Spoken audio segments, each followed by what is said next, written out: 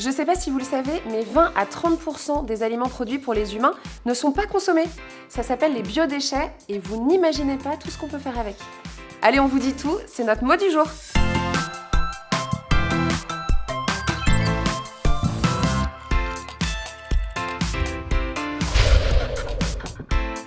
Bonjour Marion, tu es responsable du Bioresources Lab. Alors pour commencer, est-ce que tu peux nous expliquer ce qu'englobe le mot biodéchets? Bonjour Chloé. Eh bien, les biodéchets, ce sont les déchets alimentaires et les déchets verts qui proviennent des parcs et des jardins. On estime globalement que chaque année en Europe, on en produit environ 120 millions de tonnes. Et ça vient de plein de sources différentes, non? Oui, tout à fait. Ça vient de chez toi, de chez moi. C'est ce qu'on appelle les biodéchets domestiques. Mais ils proviennent aussi de sources commerciales et industrielles.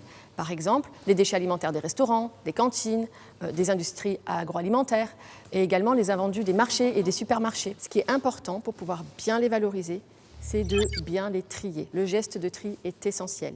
Il faut les mettre dans une poubelle séparée, sans plastique, sans verre, sans métal. Quelles sont les filières de traitement et de valorisation des biodéchets collectés? Alors, il y a deux filières principales. La première, c'est le compostage. Les biodéchets sont transformés en compost, qui est riche en éléments nutritifs pour le sol. Ça préserve le sol, ça améliore sa fertilité et ça limite le recours à des engrais pétrochimiques. La deuxième filière, c'est la méthanisation. Donc là, les biodéchets sont transformés d'un côté en biogaz et de l'autre en digestat.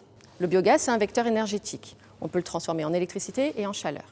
Le digestat, lui, c'est une matière comme le compost qui a un intérêt agronomique. Oui, donc ici, au Bioresources Lab, vous travaillez à améliorer la filière de valorisation des biodéchets, c'est ça? Le Bioresources Lab, c'est une plateforme de recherche et innovation dédiée à la valorisation des déchets organiques. Ici, concrètement, ce qu'on fait, c'est qu'on améliore au quotidien les solutions existantes, le compostage, la méthanisation. Mais on cherche aussi des nouvelles solutions pour faire que ces déchets deviennent des nouveaux produits dans un principe d'économie circulaire et de substitution des ressources fossiles. Et les perspectives d'avenir, quelles sont-elles? Elles sont très nombreuses. On arrive à produire des biocarburants à partir de ces déchets, également des molécules d'intérêt pour la chimie verte, des fertilisants alternatifs et aussi des nouveaux matériaux. Donc on peut dire que les biodéchets sont une ressource précieuse finalement. Tout à fait. Merci beaucoup Marion, et moi promis, je vais faire très attention à trier mes biodéchets à part. Nous, on se retrouve très vite pour un nouveau mois.